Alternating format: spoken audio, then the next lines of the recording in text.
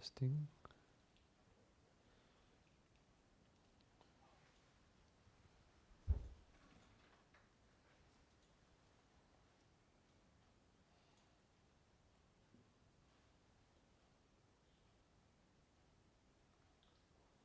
So, good morning, everyone. We begin with chanting universal well-being.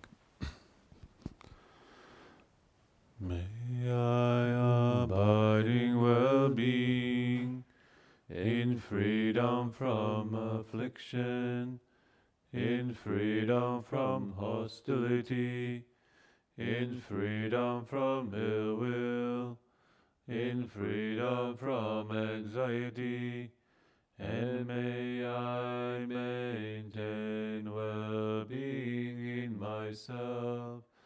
May everyone abide in well-being, in freedom from hostility, in freedom from ill will, in freedom from anxiety, and may they maintain well-being in themselves.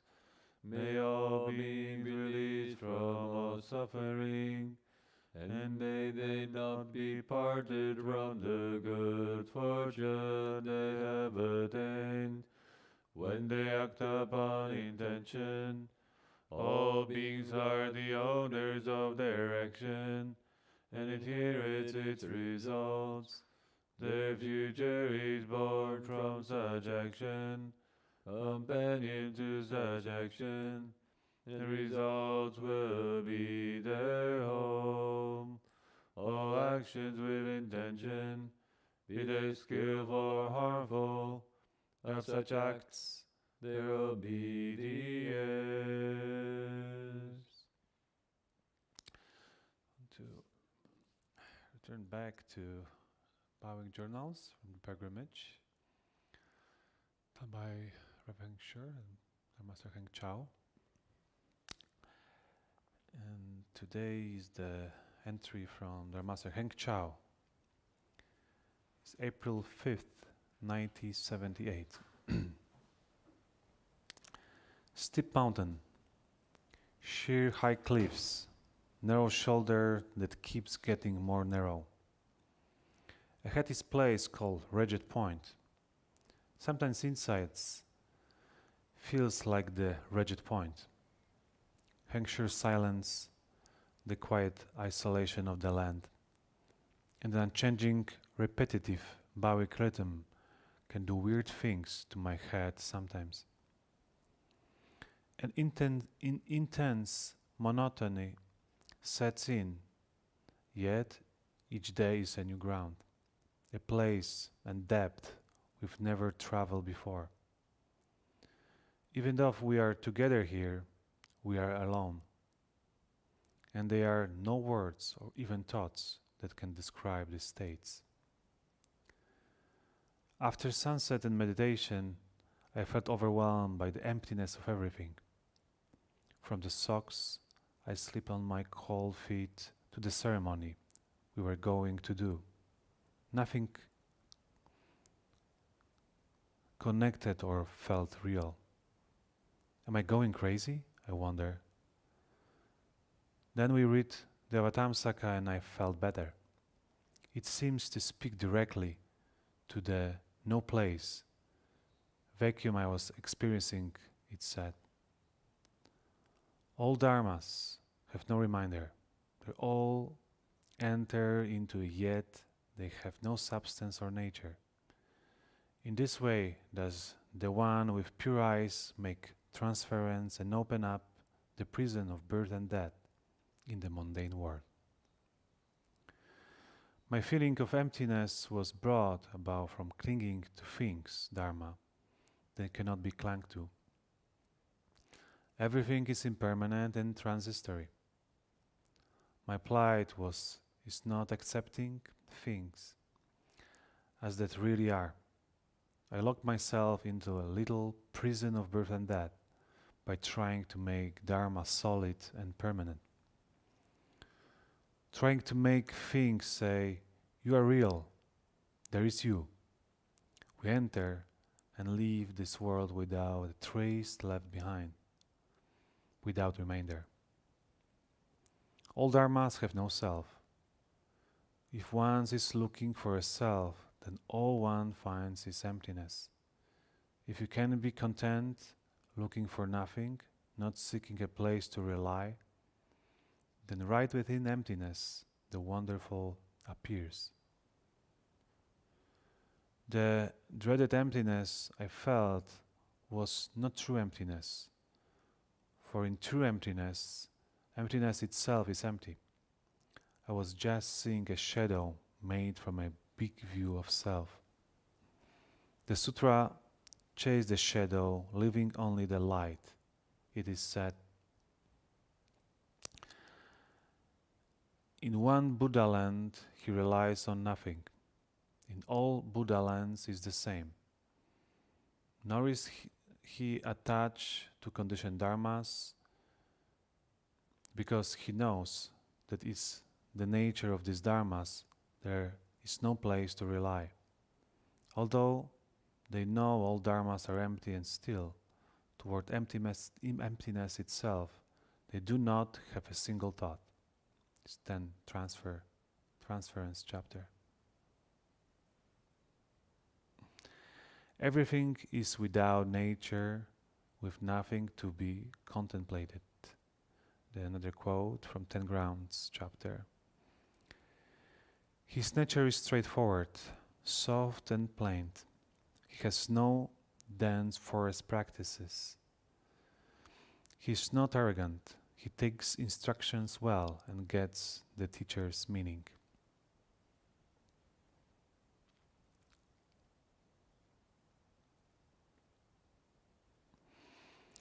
I very like how Marty painted his inner experience, that he says close to rigid point, and a lot of rigid point he find in his mind. It's remind me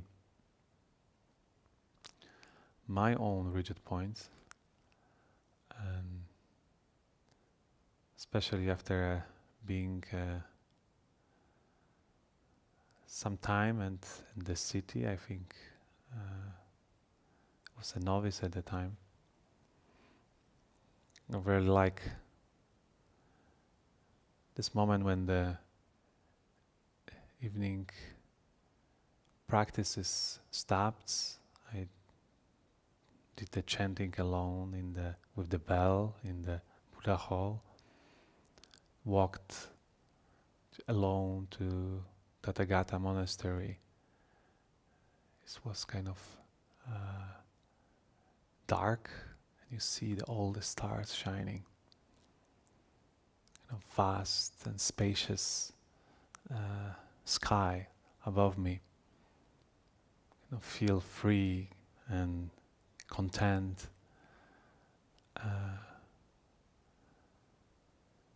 It's like feeling of be very young, that everything is possible. And then one thought came, and I started asking myself, why are you starting so late? Why you didn't do this 10 years before? Or yes, it is great, but how about this many strange and weird things we're experiencing here? Food, the language, and all this stuff what I cannot understand make sense of. So I kind of slept to the place very familiar for me, place of worrying about this or about that. It's like putting to this vastness, empty space, magnifying glass. The small things become big, and my attention was become like a ray of light, concentrated ray of light, and catch the heat, and After a few seconds, I was in flames internally, kind of struggling with worrying, and later worrying the why I'm worrying.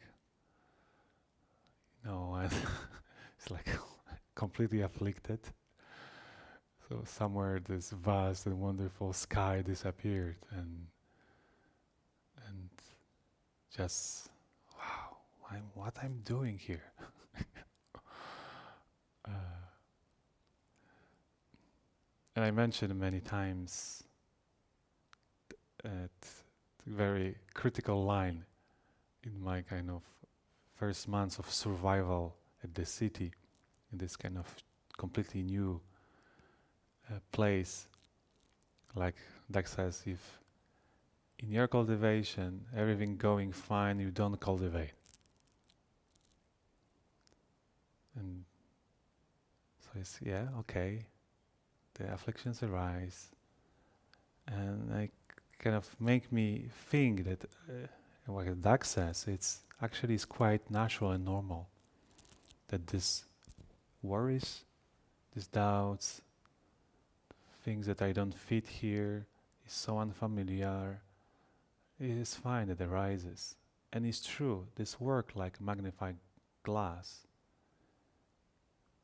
But because of this more spaciousness in mind, I can say that more mind is more empty.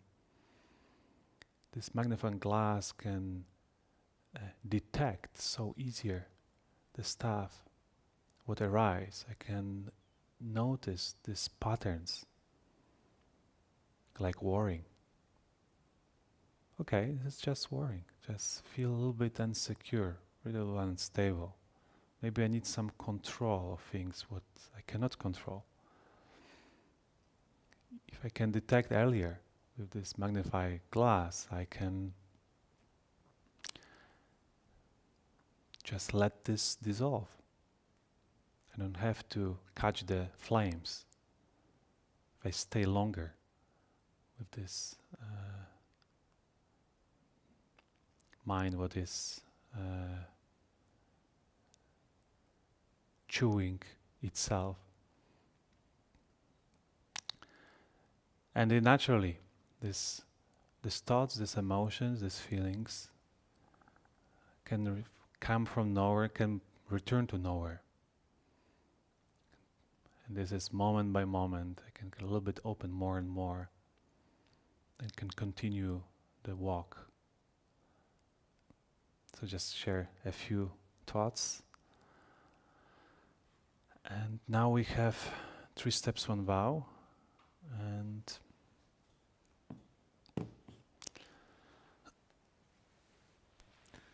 okay.